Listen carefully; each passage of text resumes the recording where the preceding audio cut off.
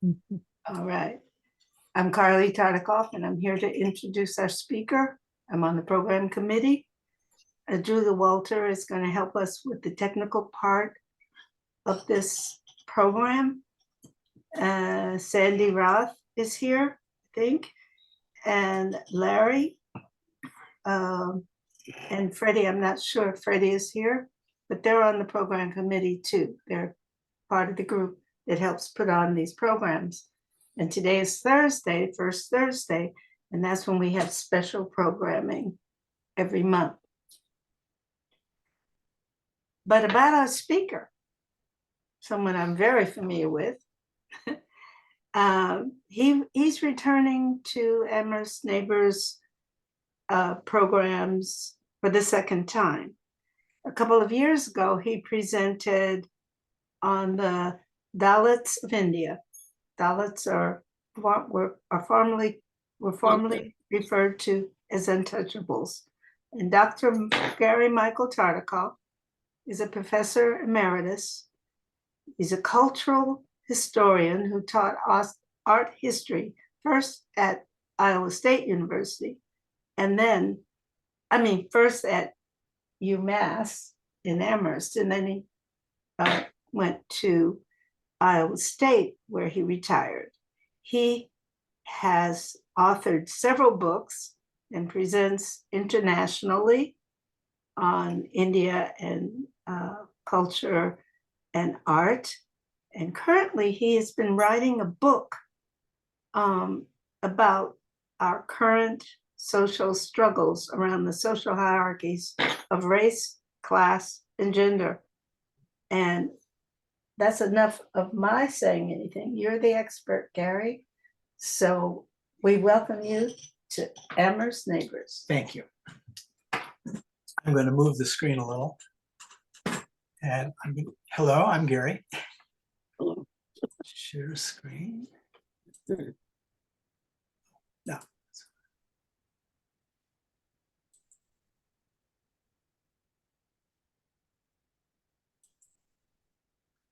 All right. What I'm going to talk about, we gave you the title before. What does race, class, and gender look like in the later Middle Ages? I'm an art historian trained in India, or trained working on India. And as time has gone by, people aren't that interested in hearing about a style of everything changing in the 6th and 7th century. But I found my students were more interested in what people lived like in India. And so I used the art history to talk about the culture. And I've learned to think of art that way, very much in terms of the culture. So what I'm going to talk about today is a multicultural approach to the Middle Ages. I've been writing a book entitled The Shifting Social Grounds of the Later Middle Ages and the Monuments Raised Upon Them: Visual Imagery and the Multicultural Origins of Race, Class, and Gender Construction. The way we deal with race, class, and gender today has a great deal to do with what happened at the end of the Middle Ages, what I'm calling the later Middle Ages, the period of several centuries after the year 1000, when after a period of about 500 years from the fall of the Roman Empire till the year 1000, Europe was essentially a very rural place. Very few cities continued. Those cities that did continue shrank immensely. And then around the year 1000, there was what some historians have called the shift from prey to predator. And the Europeans, Western Europeans who'd been invaded by the Norsemen on the north, Arabs on the south, and Hungarians from the east, turned and started invading those cultures. And at that point, cities started growing. The cities we think of, towns in general, in Europe, grew after around the year 1000 based on trade, based on the selling of local things, local commodities, salt, wine, ore, pottery, and then slowly developed into an international trade with cloth being the most important European component, we hear about mostly when we get histories in terms of the spice trade coming to Europe. Those spices were paid for in cloth. The great trading cultures like Venice made their fortunes selling slaves, buying and selling slaves, and bringing spices to the West. I'm going to start with this picture, which is actually later than the Middle Ages. This is Diego Velázquez's portrait of Juan de Pareja. The basis of what I've done is coming from India rather than the West. I didn't take courses in the medieval world when I was in college. My training was trying to get used to a foreign culture in India. A lot of times because we think of ourselves as the descendant culture from the medieval West, and we are, of course. Our languages come from there. The religion that's mainly here comes from there. So we certainly are the descendant culture, but we're a lot more different than most of us think. I got used to looking at India as a foreign culture, and I think we'd be better off not thinking so much of we understood what happened there because we talk about it all the time. We hear about knights in shining armor and the Knights of the Round Table and so on. But in fact, we don't really know what the culture was like. Most of us aren't aware of the fact that Greece, where we like to trace our democracy to on occasion, Greece was a slave economy. The Roman Empire was a slave economy. Slave economies never stopped in Europe right up to the American Civil War. It's always been slave economies. It wasn't developed in the transatlantic trade. The Renaissance artists, you know, are an artist like Rivera, or here, Velázquez. This is Juan de Pareja, who was a slave of Diego Rivera, a slave who he realized had real talent as a painter. When we think of the famous artists of the past, even the ones of the present, we tend to think of the single individual who has this Picasso-like wonderful touch and they can make things come alive. But the artists in history have really been the heads of workshops, and they may have the last say like a director does in the cutting of a film. But in fact, a whole lot of people in those workshops may do work. Juan de Pareja became a little famous in Rome when Velázquez introduced him around as his former slave, who was now a painter himself. Velázquez freed him, and he went on to have his own studio and do his own painting. This painting is now on view in the Met, and they've had discussions about looking at Pareja's own self-portrait and then looking at this portrait by Velázquez, thinking, well, did Pareja make himself a little whiter when he had his own portrait? And this is a Western approach to the thing. My consideration, coming from my study of multiculturally and the different cultures we live in the same culture because of our different strata we live in. The question is, how much of this painting we attribute to Velázquez was actually done by Pareja, right? He got known as a painter because he was in Velázquez's studio, and everything by Velázquez was likely to have been finished by Velázquez, but possibly the frilly white collar here, or maybe the face, even the color on the face in Pareja may have been Pareja. We don't think of slavery as being there in the Middle Ages, but slavery was the major economic source of information for most of the source of economy. Okay, what caught me up most as I started studying European art seriously and the Middle Ages was what is called the three social orders. Those who pray, you're looking on the left, those who fight, and those who labor in the earth to feed the other two. And that's an almost exact definition of the Indian caste system by almost the same words. Those who pray, those who fight, those who own the farms, and those who labor to feed the other three. That's the Indian caste system. Well, in Europe, the clergy and the aristocracy owned almost all of the land and almost all of the slaves and serfs. And so really we're talking very much about the same thing. What we call race, right? A particular line of descent, people marrying among themselves and not supposedly the people next door. What we call races, functions like races are communities that don't intermarry and are in a social hierarchy. And in Europe, what we call the aristocracy is equivalent to what in India they call the Brahmins and the Kshatriya, or what more recently in the West we've got African Americans and European Americans and so on. So what I'm calling race there is the aristocracy in Europe, which didn't intermarry with the peasants at all, although they might have used them sexually, but that's another issue.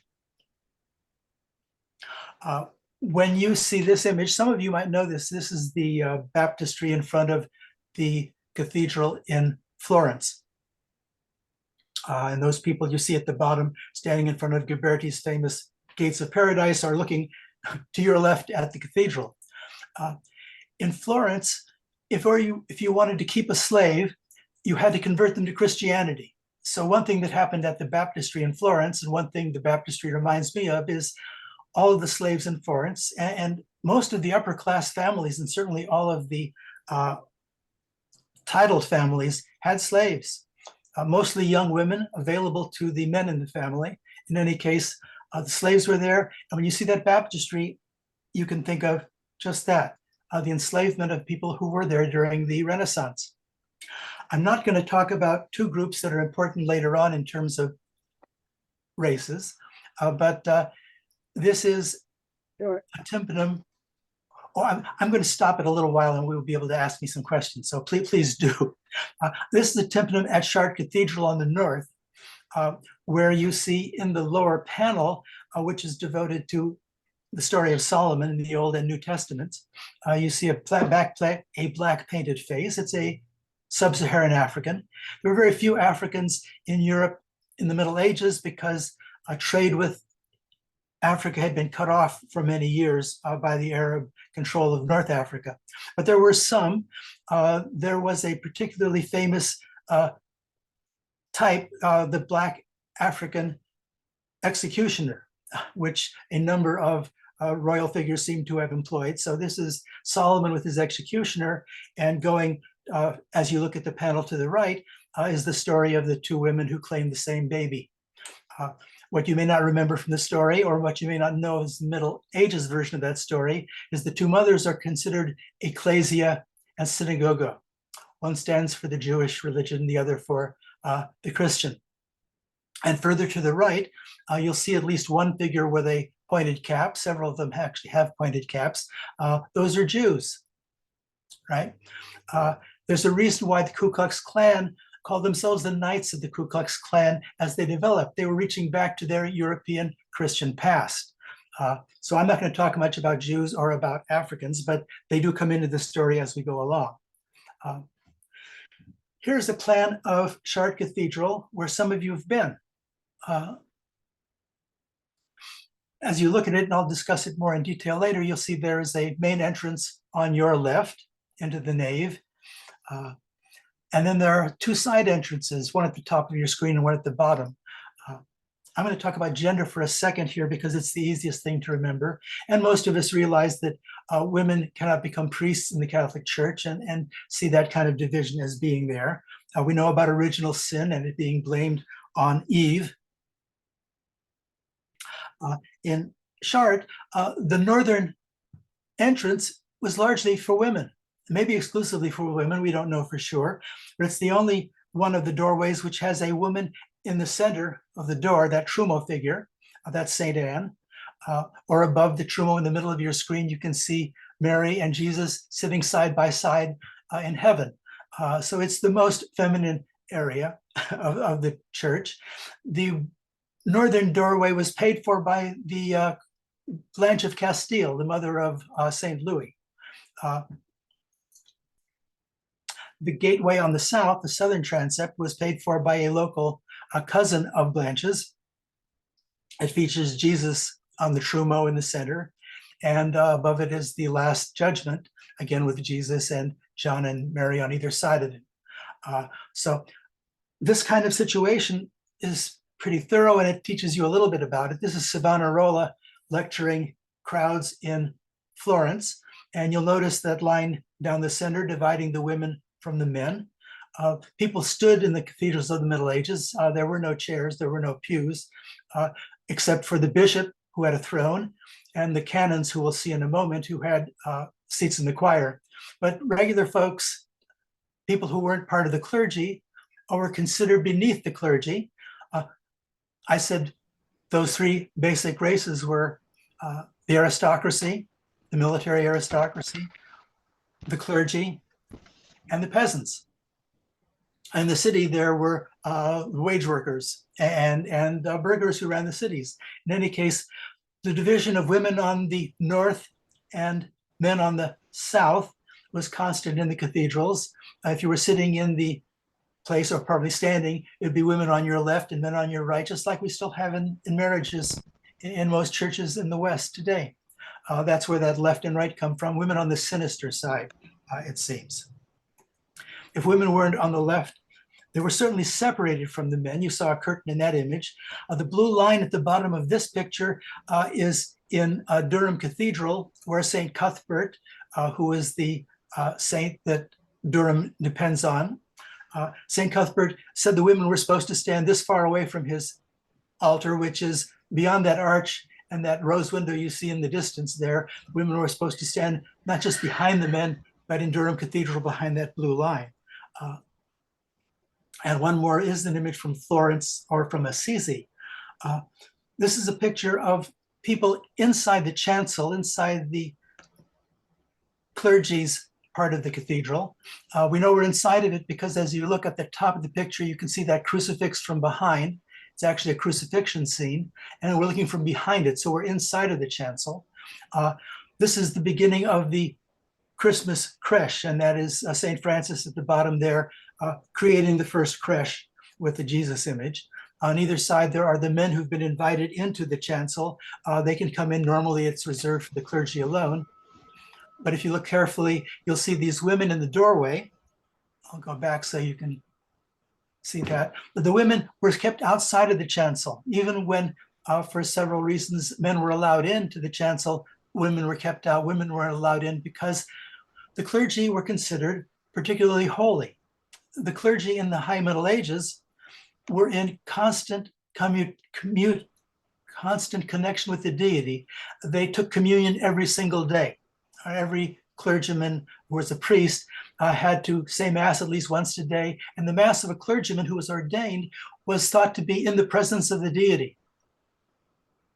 Whereas lay folks, whether peasants or nobles, took communion once a year at Easter at a separate altar and weren't allowed inside that place because they would pollute the clergy who were considered more holy than them. And that's why I'm talking about this as races. Okay, so I've talked a little bit about these three major categories: those who pray, the clergy, those who fight, the nobles, the ones we know who have titles, and the ones we call knights, and those who labor in the ground. When we go touring, Carly and I just came back. Actually, we were out with Pat Romney and Paul Wiley, who are on our board of directors of Amherst Neighbors. We were in Venice. Here's a picture of the Ca d'Oro, the golden house on the Grand Canal. You read the tourist book, it tells you where the interesting things are to see. And in fact, most of our histories are what I'd call hegemonic histories. They're histories written for the leadership of the culture. And we end up identifying with those leaders. So this is our history. This is the kind of place we see ourselves coming from. But if you take a multicultural approach, you realize this isn't where most of us come from. This is where the titled nobles lived. It's the most beautiful stuff to look at. You can see the wonderful carving of that facade. Most of us come from what was then peasants or wage working people. That's the communities we're in descent of. Most people in Europe and the Americas today, all but a very few, are of course the descendants of the common folks, not the descendants of royalty. And where we stayed in Venice, and where you stay if you go to a bed and breakfast and not go to a expensive hotel, looks pretty much like this. Well, that looks pretty plain, and it's not nearly as much fun to look at as the palaces on the Grand Canal. But that kind of 4- and 5-story tenement, built in brick, finished off in plaster, with wooden doors and windows, that's a form that goes back in Italy to the Roman Empire. we have the remains of them of Roman age. That's pretty much what our ancestors would have lived like if they were in Rome. So when I say I have a multicultural approach to things, I say I'm not just looking at what the elite did, but where we trace ourselves to, unless we're titled, and therefore consider ourselves descendants of that elite. Let me look at what I've been doing, because I look at the art most in detail, is the way this plays out in the great cathedrals. This is St. Elizabeth's in Marburg. It looks like a Gothic cathedral to you because it's pointed and it's got these pointed arches. There's a plan of the church. The long extended part on your left is called the nave. That's where the laity, the non-clergy would sit. Then you have on the right-hand side in that arch, the high altar and that square C of seats, which are the stalls for the choir, right? So on your right actually is an inner church. There are two churches there. Every cathedral in Europe, every large church in Europe is a pair of churches, one for the clergy that's walled off and kept separate from the one from the laity. These are separated by, you can see, two big pillars at the top and bottom of that C, and behind that, the lay altar. Oh, yes. And at the bottom, you'll notice in the transept, all those numbers and little squares, those are the tombs. The churches of Europe, Western Europe, are all mausoleums. We think of India as having mausoleums, and in the Arab world, in the Muslim world, we have lots of them. Here's the Taj Mahal. But attached to these mausoleums in the Islamic world, you'll always find, as you look over there on the left, a mosque. So a mosque attached to the tomb. As I said, when you look at a European cathedral of the Middle Ages, it's also a mausoleum. There are lots of burials there for the elite of the society, not for everybody. And there are two separate churches. This is standing in the nave looking down toward the altar. And there you see what is called the rood screen or chancel screen. And the altar that's used today most of the time. It's a Holy Cross altar. That big empty space in the arch above used to have a crucifixion in it. And if you know a little bit about the New Testament, you'll know that phrase where Christ says one proceeds through Christ if they're going into heaven. Those on the other side of the screen was where the clergy were. They were already in heaven. They were that pure and that different from the people in the nave. This is the altar outside where the lay people would take communion on a feast day or usually at Easter once a year. On the other side of the screen is the set of choir stalls where the canons of the church sat. And then the high altar there in the arch at the end. And off to one side, as I said, the cenotaphs, the burials of the great title figures of the area. All right, so you have the church this way. And when you think of a Gothic church, you can think of it. This is why I'm saying race is important. They actually divided where one sat in the church, where one entered the church and left, into places for different genders, different races. Here's Chartres, where a number of you have gone, or at least a lot of Americans have been. When you look at a church plan, and we've all seen them in books or might have, or if you're in a guidebook, you'll see one. The most common plans from the 20th century are actually ceiling plans, and all those little X's are there to depict the vaulting of the ceiling, which was important in art history studies during the 20th century. So you get used to seeing those. But a better plan to see, and you'll see some of these too, is a floor plan. The floor plan includes those choir stalls, and that you can see the inner chancel, the presbytery where the clergy was shielded from the common people who could circulate around them, and mostly were on the area to the left. That division of the church into two different churches, that's segregation, right? Segregation goes with hierarchy, and we're talking about a social hierarchy. That's what actually existed in the medieval church. The thing that surprised me most in my mid-50s, getting to Chartres Cathedral after a number of years as a teacher of art history who had to teach survey classes. And so I taught the famous 15 cathedrals, and I took courses in the university, which covered probably 25 other cathedrals and monasteries.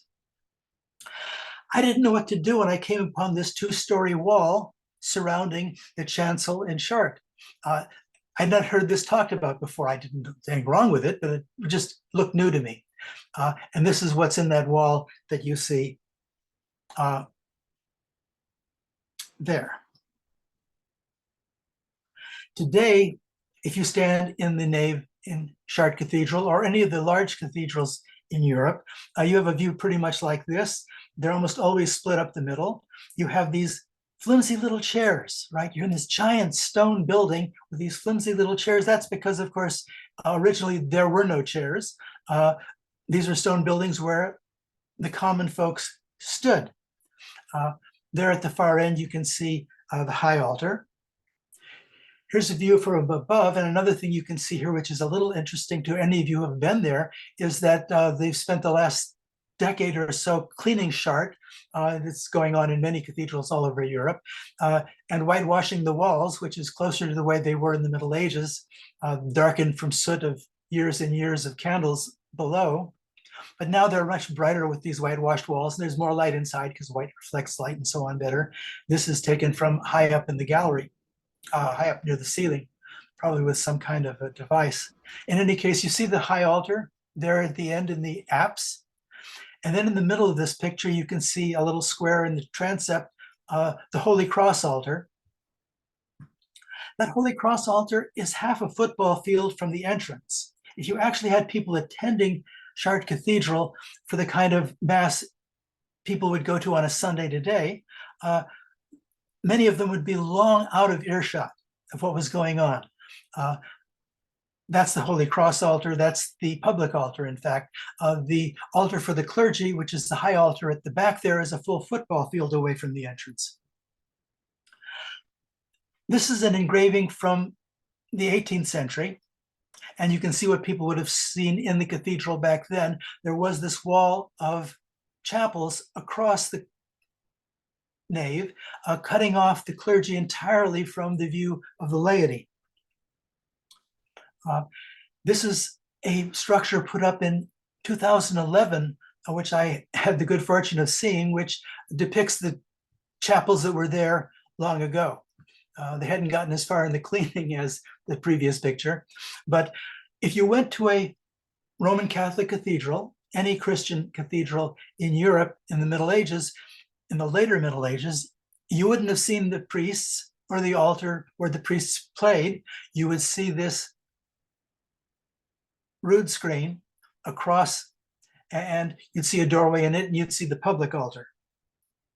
Here is an engraving from 1604 or the 1670s, when that set of chapels was still there. And if you look up in the middle above the chapels, you can see a bit of a crucifix. You might be able to make it out. Again, the crucifix one had to pass beneath or pass through to get inside of the chancel to where the clergy was, which was in heaven. Back again to the plan. So you have a church within a church, the laity on the left, the oratories, the race of priests who, by their ordination and by their descent from the warlords themselves, were a separate and a higher race. Inside of that chancel, you can see how the choir stalls work out. All those little U's are. A cathedral is a bishop's church. The bishop had a throne there. Cathedral means throne. It's a throne church for a bishop. The churches were able to operate, able to be built from the vast land holdings that the cathedrals had. Half of the land holdings were in charge of the bishop, The other half were in the charge of, they were called canons. They were like the bishop's board of directors, and they directed the economy that supported the church. They also were the ones who made up the choir. So when you see the furniture in a church in Europe, that set of choir stalls, you're looking at where the canon sat and from where the church was governed. Here's Friar Fayel, who was a canon at Notre Dame in Paris. This is an image that's in the Louvre.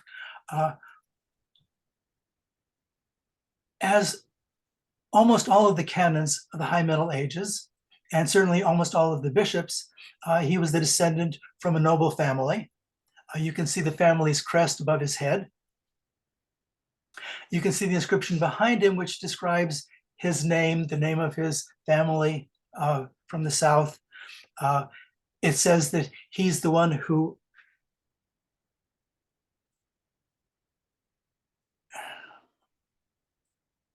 all right. Canon Pleyel is, if you see the side of the little band of sculpture on the middle there running from the pillar back, at the far end there would have been the sculpture of Canon Pleyel. I'm going to have to run back a bit.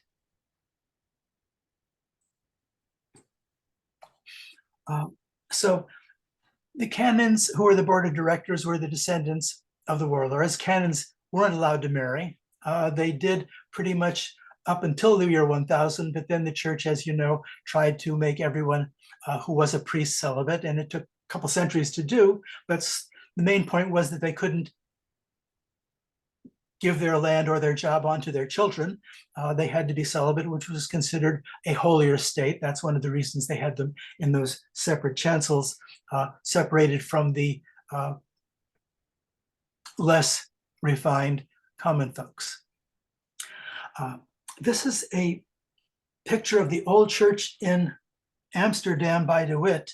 If you look at the bottom, so this is a Protestant picture of a previously Catholic church. If you look at the bottom, you can see they pulled up pillars from the floor. I was just in DC, and this is in the National Gallery in Washington. And the bottom, you can see a slab pulled up. They were revealing the bones of buried folks underneath the church.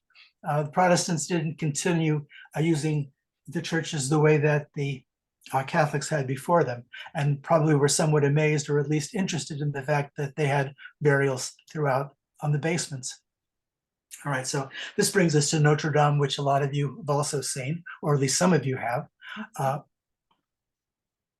And inside, up until from about the year 1000 to about the year till the Reformation, so into the 16th century, you had this choir screen across the front of the chancel, cutting off the clergy from the people in the nave.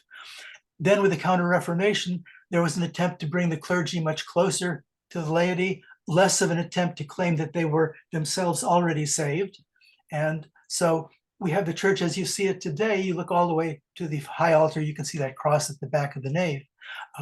But when we go into churches today, then we don't see the church that was there in the later Middle Ages, where the clergy was shut off. Things have changed. That's one of the things you learn. Well, you all know it. If you read a guidebook, it says, here's what you see now, and this is what was there before they changed this and changed the other. One last image of Notre Dame. This is from a map, a woodblock printed map of the year 1506. Which actually included almost all of Paris at the time. This is the end of the Ile de la Cité, where Notre Dame is. You can see some Dutch attempts at French there. What I wanted you to see was the line separating not the cathedral itself, but the cathedral complex. Cathedrals weren't built alone. They weren't standalone churches. Cathedrals came with a bishop's palace, the one here in pink to your right of the cathedral. They came with a whole precinct of houses for the canons. There was an attempt to make these canons seem more holy by living separate lives from the laity. That red line traces the wall through which you couldn't go without permission. If you look starting at the right-hand side, you'll see it passing the bishop's palace. Then there's an opening, a gateway. Then you have the church. Then you have another little church and another gateway and another gateway. You had to go through gateways, which were guarded if you wanted to get into the cathedral compound. It's the Canon's Close on the left. It's the bishop's palace on the right.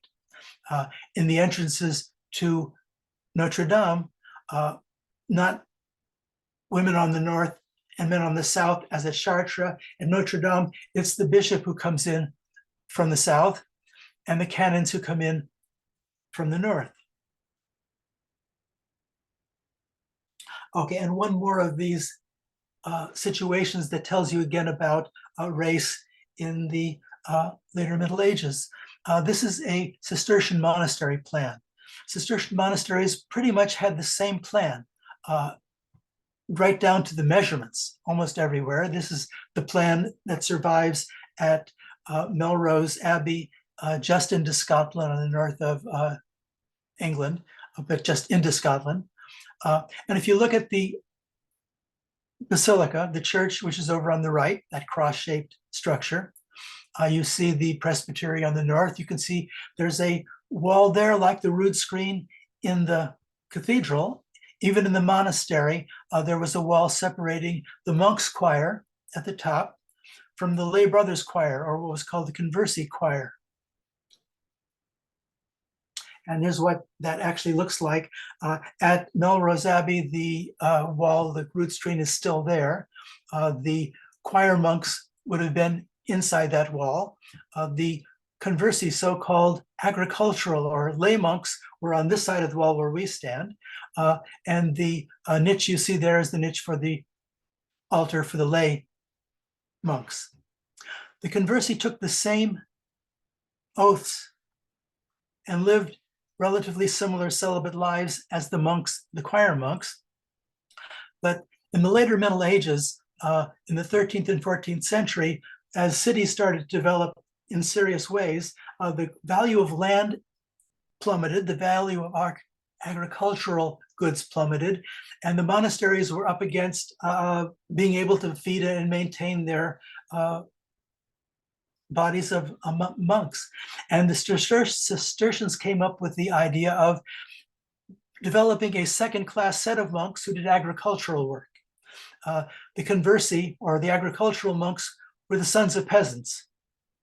And by the rules of the Cistercian monasteries, they weren't allowed to learn Latin. They weren't allowed to become priests. They just had to work in the fields. They worked for free, but they got the security of the monastic house, place to live, and food and so on. The security itself was worth it.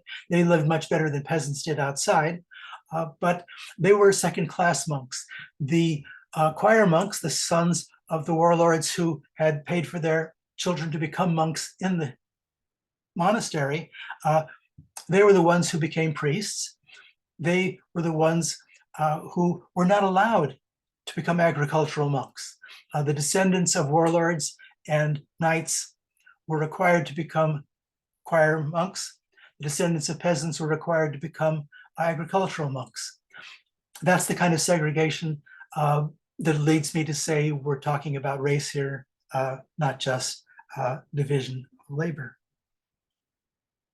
Here's the only Cistercian monastery. There were literally hundreds of them, and most of them have been taken apart as the monasteries were at the end of the Middle Ages. And we know about that mostly with Henry VIII in England, but with the Reformation, the monasteries shrank all over Europe. This is a Malbronn in Germany, the only Cistercian monastery to survive intact to such a degree. You can see, looking from the conversi nave toward the choir screen, you can see the altar for the conversis is a Holy Cross altar. You see the crucifixion sticking up above it. Then you see the choir screen with those two brown doors. And if you look at the top above those two doors, you'll see a little top edge of the choir. Okay, so this gives you an idea of, again, that segregation that exists. Here's the plan at Malbron. You see the church at the bottom.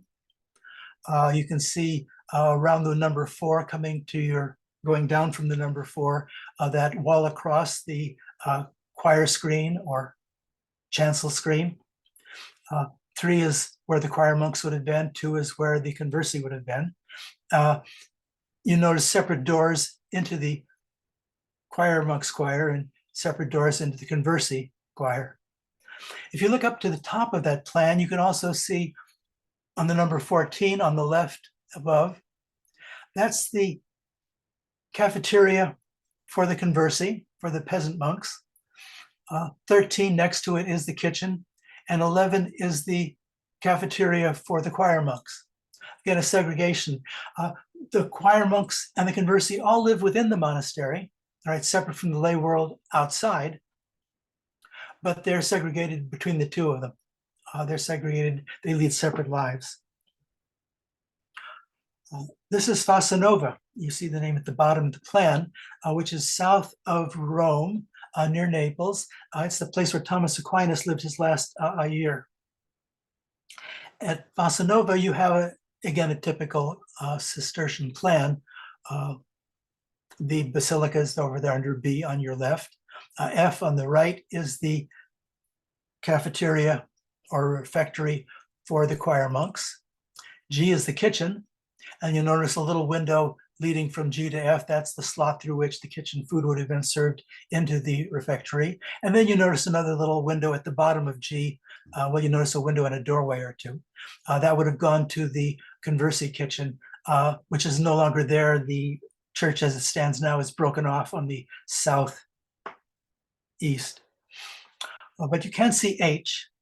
H is the conversi corridor, so-called, which is in a lot of these Cistercian monasteries. It's the separate entrance of the conversi into the basilica, the bottom part of the basilica. There's no remains of the screen between the choir monks and the conversi on the Fasanova plan. I don't know if it was found in the church or if it was gone by the time the church was restored. But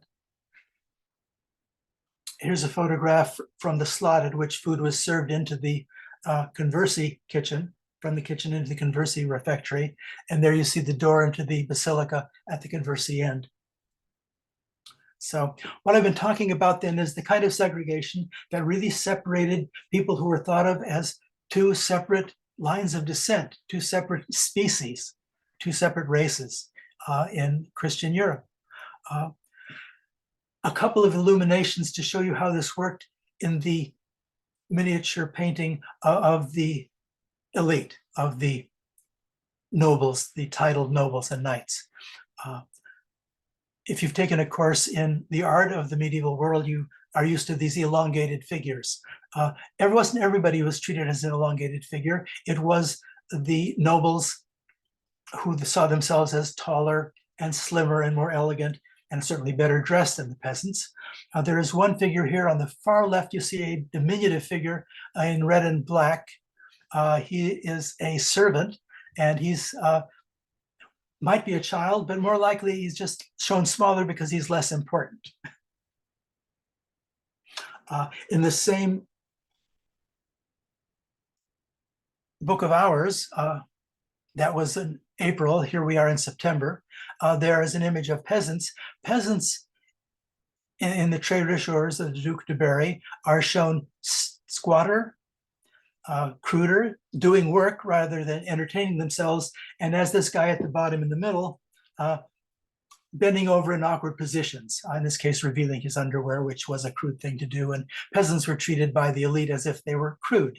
We're all used to that kind of thing in different kinds of class analysis and different kinds of ways we get the aristocracy looking at common folks. One more picture. This is February from the Treasures. There's a upper caste or upper race person visiting in that peasant hut. In February, we show people warming themselves by the fire. You see the fire over on the left. You see the woman from the elite with long petticoats and a very long and colorful garment. The two peasants beside her don't have underwear. They're depicted as crude. In a way, the person who made the painting is sort of laughing at them, pointing out that they're not wearing underwear and they're not as polite as the lady looking off politely to her left. All right, let me pause here for a minute before I talk about what was going on in the cities at this time and see if I've made this clear enough that you have any questions to talk about what I was. Julie can help us maybe if there are questions. But anybody want to put up their hand, Julie can call on you and you can ask me what seemed useful. Oh, Larry, go ahead. Larry has a question, Gary. Yes. You have to unmute Larry, probably. Larry, we can't hear you. I know you're unmuted, but we can't hear you. 1, 2, 3, 4, 5, 6, 7, 8, 9, 10. Okay. Yes. There you There are. we are. Okay. Yeah. You know, I mean, I'm candidly blown away in so many ways. I barely even know where to start with my questions.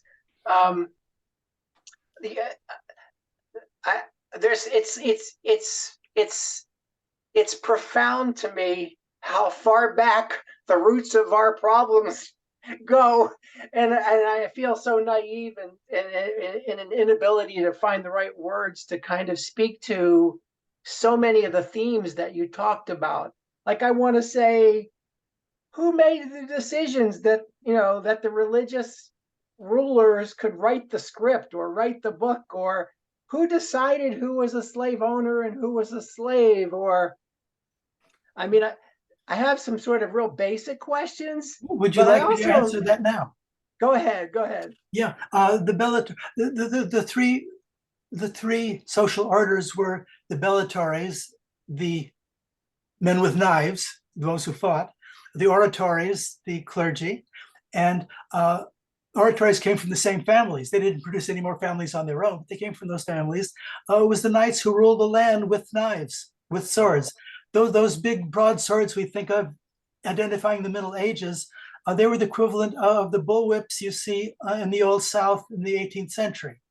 Those swords weren't there for fighting with other knights, although we like depicting knights in armor fighting with each other. They were there for controlling the masses of the people who were kept enslaved or enserfed.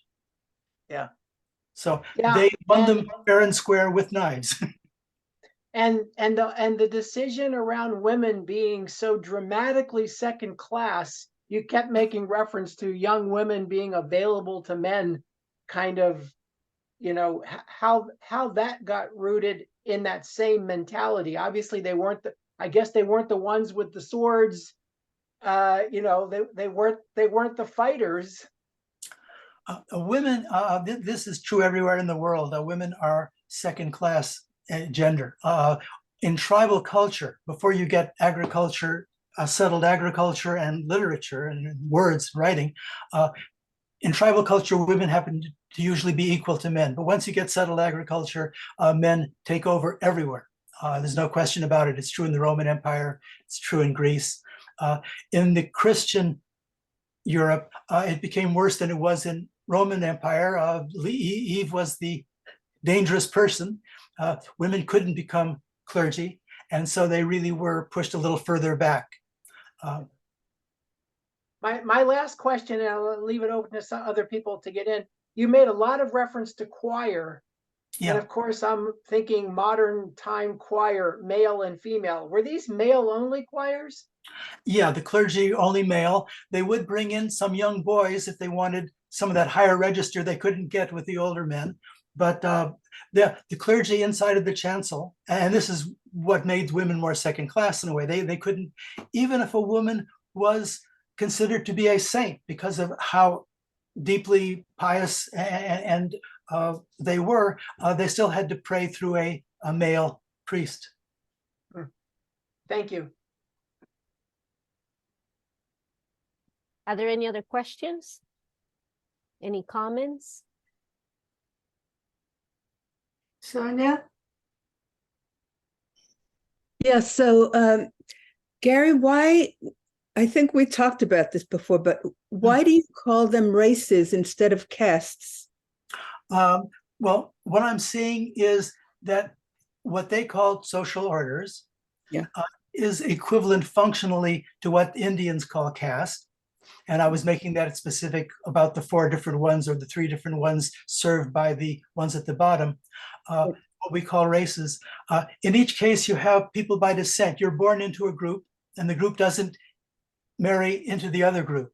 So if royalty and the barons, if the titled nobles and knights don't intermarry with the peasants, it means the peasants are as close to them as they are to the peasants. So you have these 2 separate descent groups. And so that's the way that caste works. That's the way that race works. And when we talk about it, that's the way that the social orders work for them. But that's not the way that race works now. Well, we don't have the situation of the 19th century before the Civil War. We still have people who think that you're born in this blood or born in that blood. Right. Or if you get a book like The Bell Curve, I mean, that's what they're trying to say. They're social constructions. They're not really separate, but they're socially separate. And in this case, we're talking about a social hierarchy in which the group on top tries to enforce this on the group below it, right?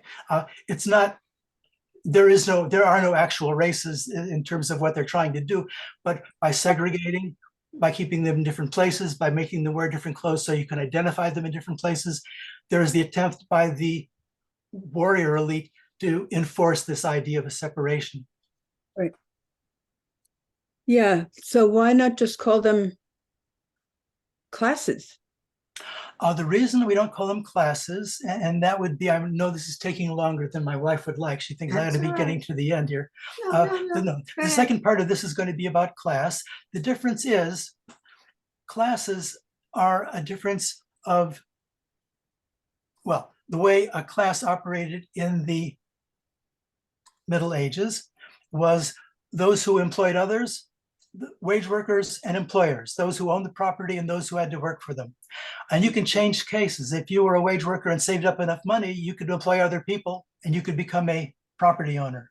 You can change class. And that's true today, even of the way we talk about class, if we're just talking about people who have more and less. So class isn't by birth and indelible. Class you can change, but race you can't in the ideology, right? You can't go from one race to another. You can't go from one gender to another, but you can go from one class to another. And it made a different level of separation. The upper classes treated the lower classes with terrible impunity, but not nearly as desperately as the lords treated the peasants, not nearly as disastrously. They used them as if they were another species.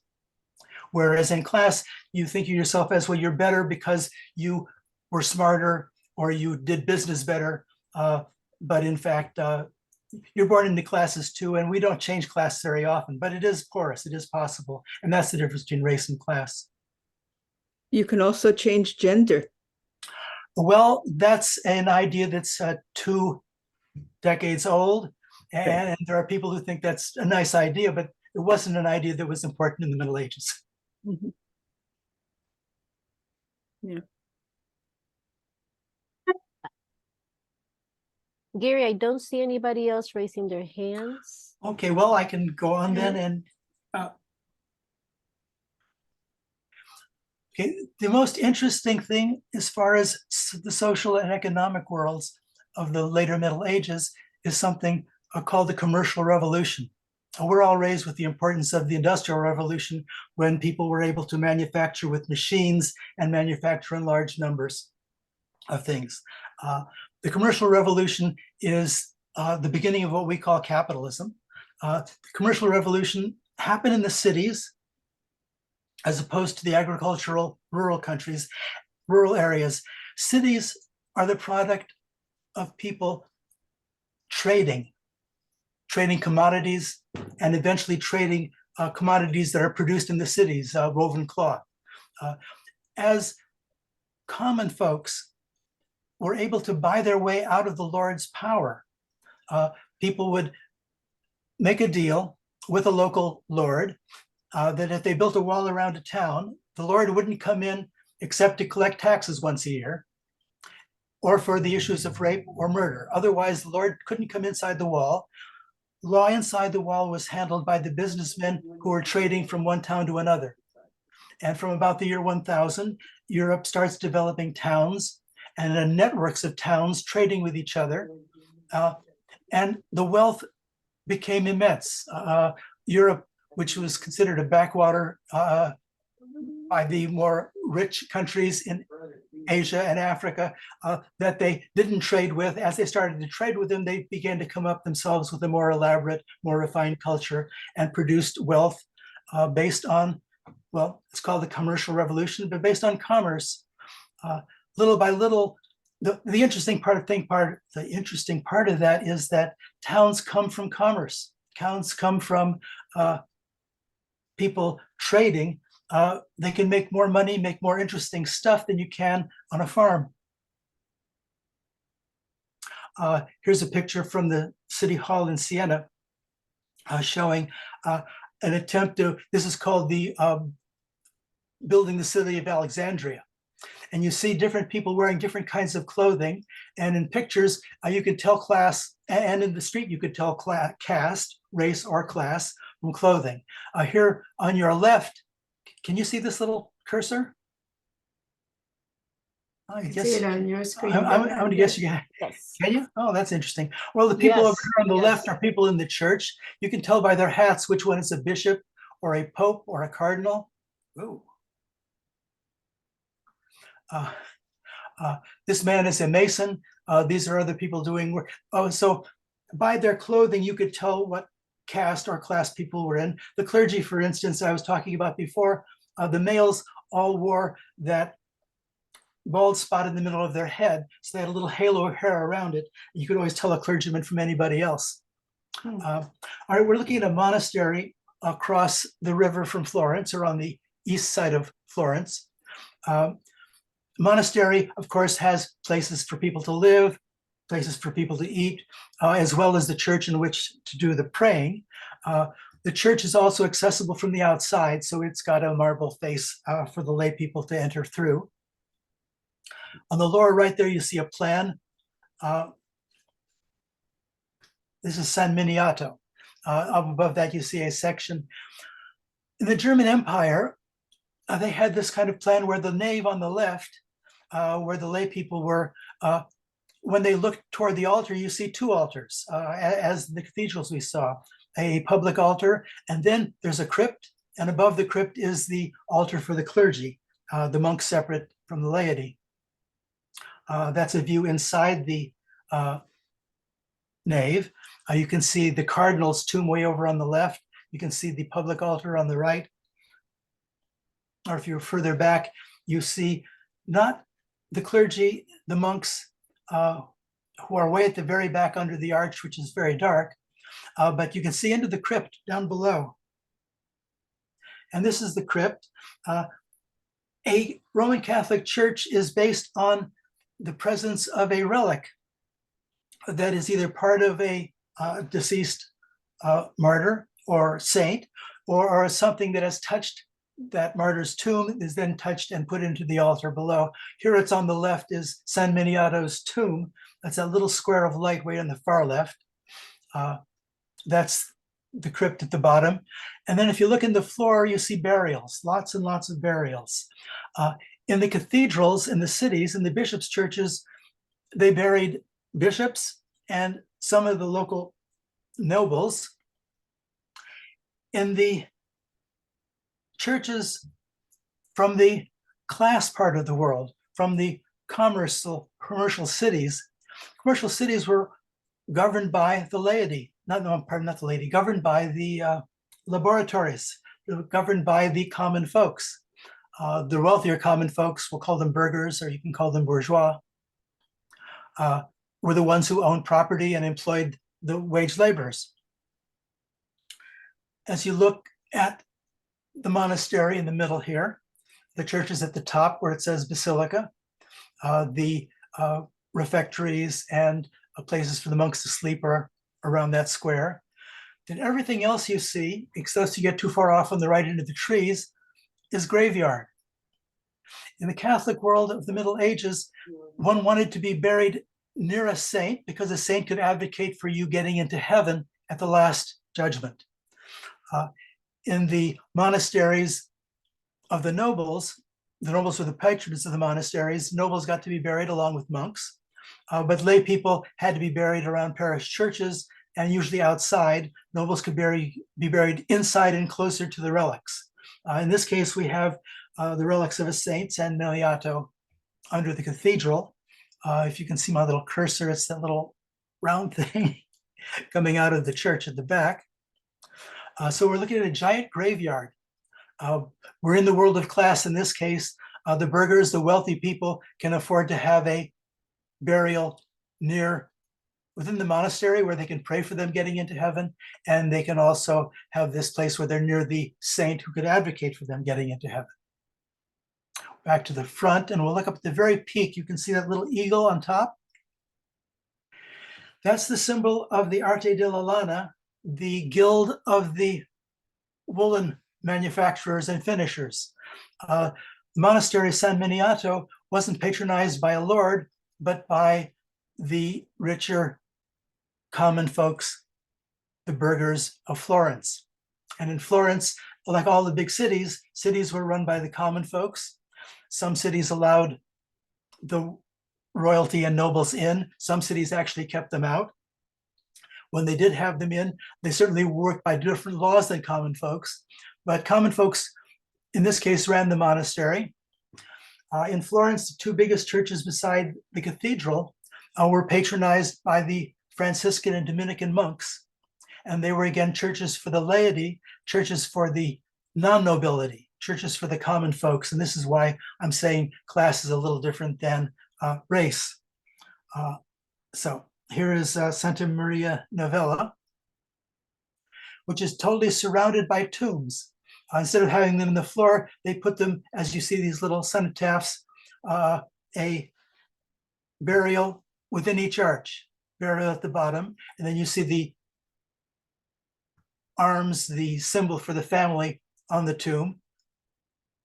I'll go back again. So the old church is ringed, the whole monastery, the whole Dominican monastery is ringed by these arches with a burial under each one.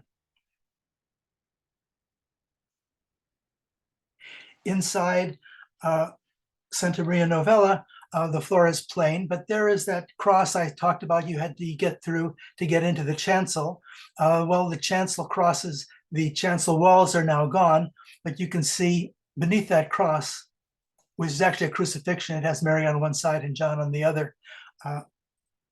Take a look at that. The cross is located, as you see above a stair, two stairs. You stepped up from the public common person's floor to the clergy's floor. And that's where before they removed the wall was to get further in. So they're doing some of the same things that was done in the nobles' churches, the cathedrals. Some of the same things are done for class where common folks rule. I'm going to skip this one as it won't help us. This is Santa Croce, the other mendicant church in Florence. Most European cities had a Dominican church and a Franciscan church. And the mendicant churches, the Franciscan and Dominican ones, weren't for nobles. They were for the common folks. But of course, not all the common folks were the same. The wealthy ones were the owners of businesses, the traders. They're the ones who could afford contributions. They're the ones who could afford the education for their sons to become clergy. And they're the ones who were buried there. This is the main chapel in Santa Croce. You can see on the floor where the burial for the Alberti family is. The Alberti family was the wealthiest family in Santa Croce. Up near the top of the arch, where the arch springs from, you can see those two little black shields, one on the left, one on the right.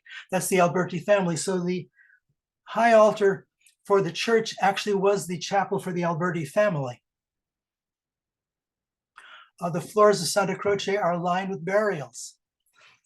This is true of most cathedrals, but in cathedrals you had nobles buried or bishops buried. In the mendicant churches, you had burghers buried. You had the wealthy owners of property buried. So a similar kind of hierarchy, but this one for the common folks. There we are back outside of Santa Maria Novella. If you look up at the top, you can read, because we have Latin letters, Johannes Oricelli. This is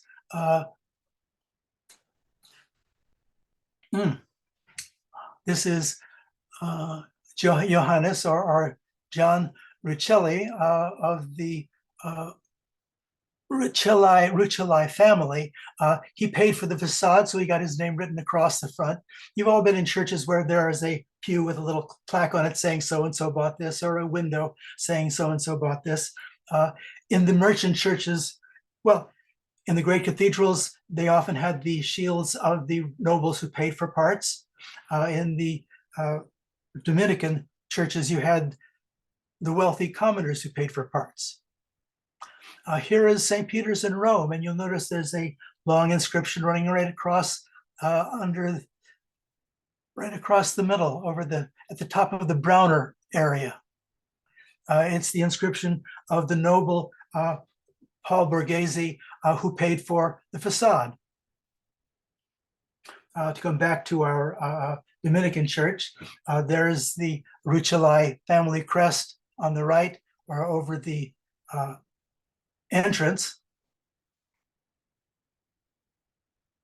And as well as the Rucelli family, of course, you have Johannes Rucelli, who, there was his family seal, a billowing sail. The real money in Florence came from the international trade across the Mediterranean, European cloth for all kinds of Asian delicacies, spices, and the like. And that symbol, the symbol for Rucelli, runs across the entire facade of the church. So this is class in the cities, a little different from caste and race in the cathedral. This is an interesting building called Or San Michele. It's in the middle of Florence, almost the exact middle. It was paid for by the great guilds. In the Middle Ages, the cities were managed by the different merchant guilds. And you can see these little white sculpture niches running along the basement. The 9 biggest guilds in Florence each had an office in the middle floor and a sculpture of its patron saint in the bottom floor. Here are the 4 crowned saints who come from the Guild of the Masters of Stonework and Carpentry. So each guild showed its particular patron saint. And the center of the church itself was the Madonna and Child, the worshipped miracle-making image.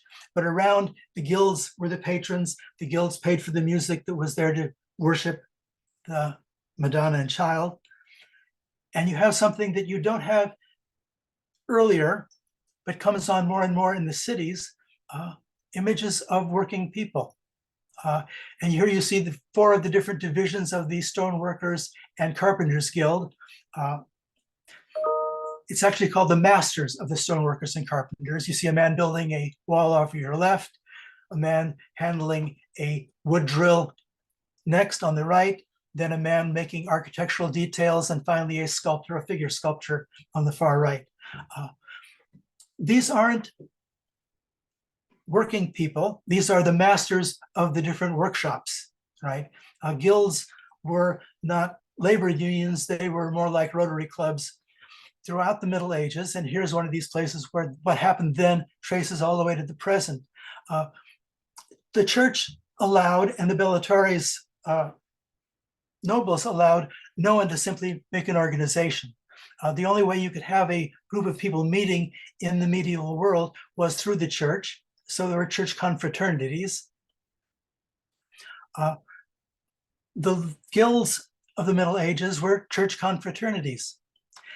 They had the masters of the guilds. They had the employers, they had the owners of trading organizations, but workers who could join the guilds of manufacturing places, the workers were second-class members.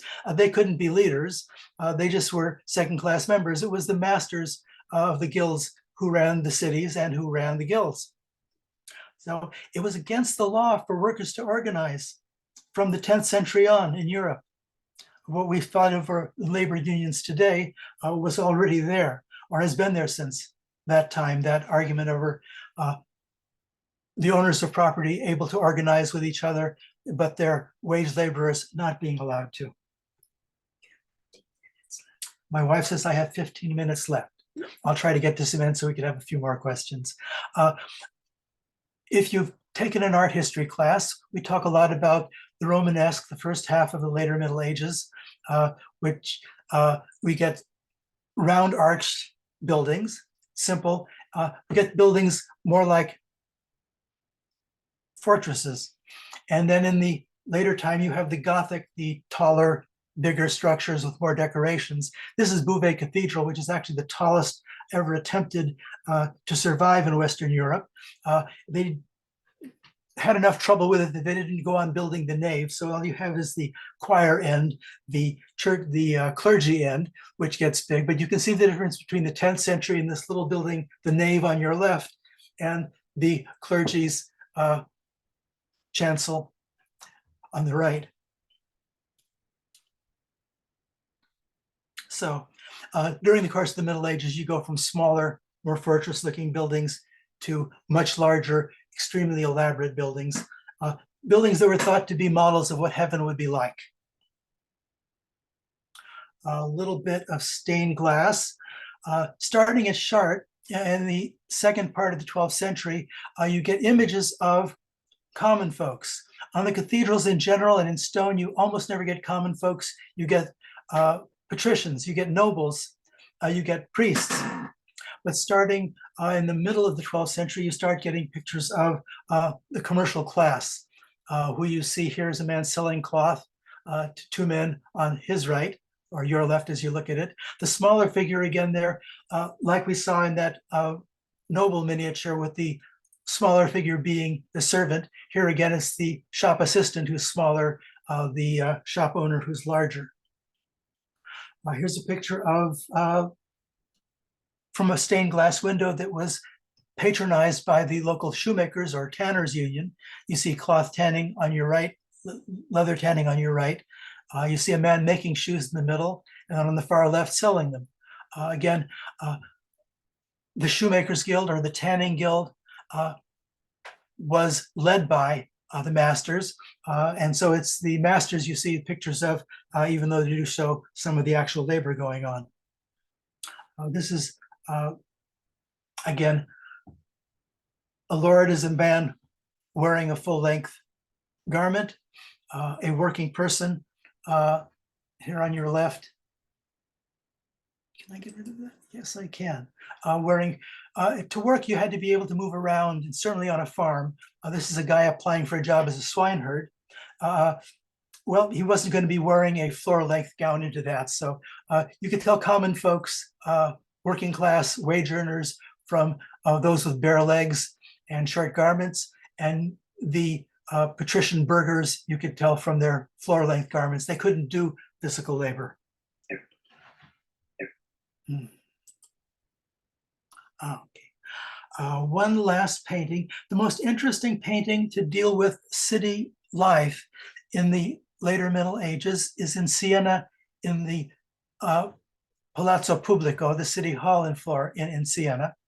It's a giant mural on 3 walls of what was the town council hall. And on the left wall that you're looking at here it's called The Good City and the Effects of Good Government in the City.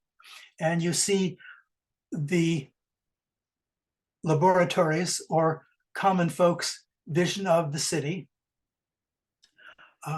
What's most interesting about it, and this is typical of little miniatures you get other places, is with all these people, there's not a single clergyman visible. There's not a single noble visible. There is a picture in the far upper, as you look at it, the upper left-hand corner, that's Siena Cathedral. It is striped just like that. And it's a Siena Cathedral as it would look from the city hall. But other than that, and possibly another little arched building over on the right, no references to the church at all. This is a city for common folks, not the nobility. They don't appear. Only the wealthy and the poor, only the burghers who owned property and employed others and their employees. The division isn't between peasants and nobles, it's a division between the burghers and the wage workers. You can tell the burghers from the men in longer robes here. Again, you couldn't do work, you can play chess on the side. You can see the woman in this marriage procession on your left. Those are people who are on horses, those people who are walking. Think about it for a moment. We don't have these streets as much today as they did, but streets which have horses going through them are not just dirty, they're really dirty. They're full of all the horse leavings and so on. The men walking in the street, they're common folks. The one on horses, they're the burghers. At the right of the town, you see working class people wearing shorter garments, not so colorful garments, doing different kinds of work, selling boots, teaching. There's a guy teaching in the middle. There's somebody weaving up near the side. Women wore floor length or almost floor length garments. For a woman to show any part of her body in Florence in the 13th century seems to have been against the rules. But again, none of the colorful fabrics that you saw over on the left are people riding. So that's as close as I can come to talking about with pictures of what goes on in the cities in the commercial revolution. While the lords are still governing peasants in the countryside, inside these walled cities and connected by trade, you've got this commercial revolution going on, which brings you class, where people can go from being laborers for others to becoming those who employ others, or they can be commercial people whose business goes bad and they can end up laborers. So in class, you can change class, but you can't change race. You can't just become a noble, all right? And that's the difference between those two that I referred to before. And I guess I'd like more questions if you have them. Hope that was clear.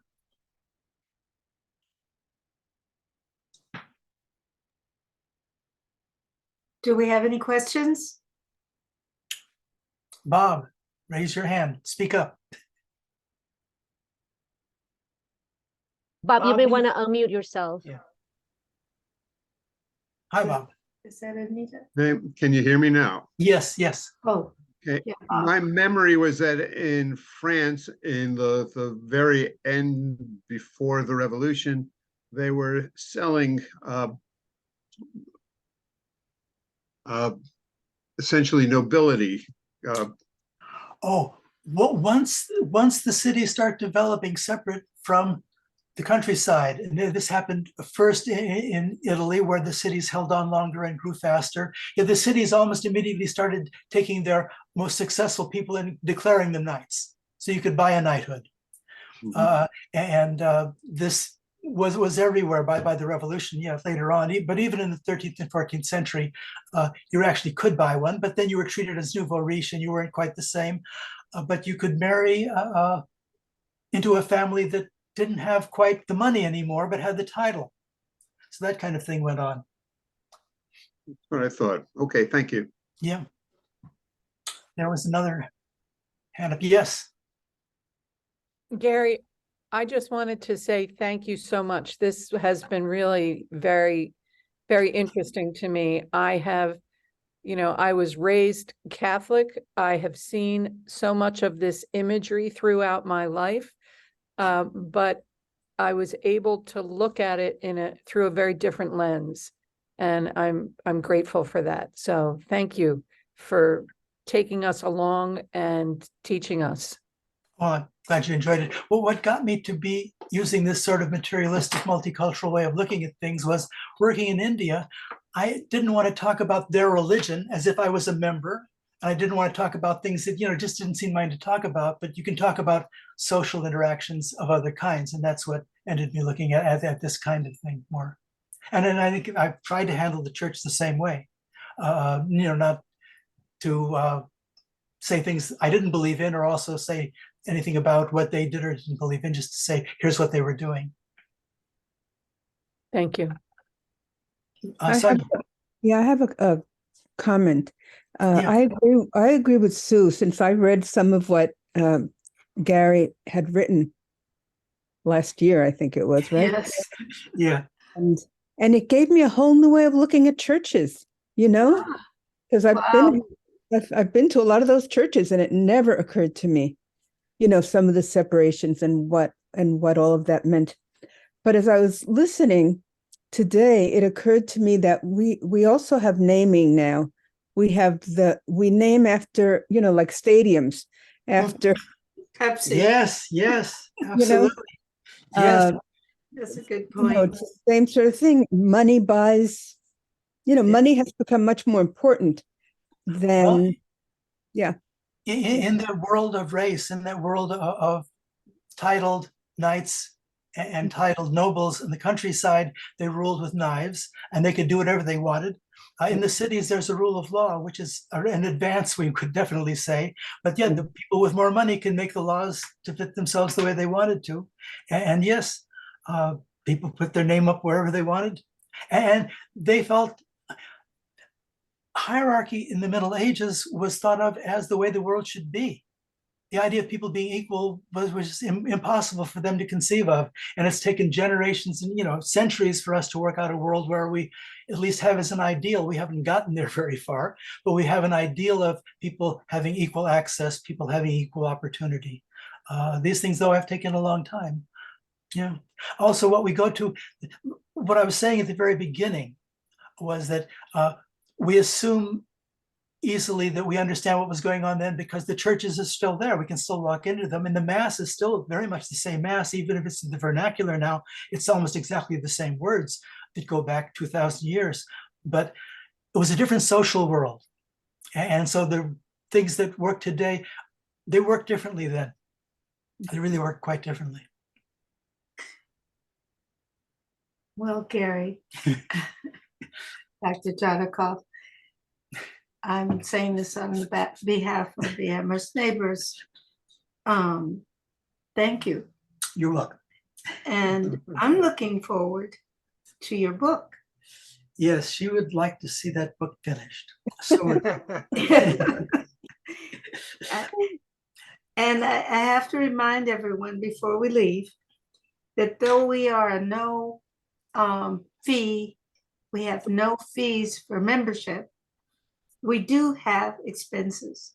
So if you've enjoyed this program and other programs, we would like you to go back once you get off, find the donate button, and if you are able and you can give, please do.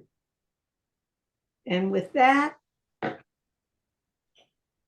have a great day. want you to have a day. And if you would like, Gary, would you mind giving your contact? My email address is tart, T-A-R-T, at iastate.edu. Probably Julia can put it in the chat for you to see. Well, we can, yeah. In any case, but I'd be happy to talk to anybody about any of this stuff, show you more pictures. I'm your typical college professor looking for somebody to listen to my new idea. And don't forget, we have a survey as you leave the Zoom chat or the Zoom meeting that right now, a survey will come up. If you can please fill out that survey, that would help us out. Great. Thank Thank you Gary. all. Thank you all for coming. Yep. Thank you. It was great. Thank you.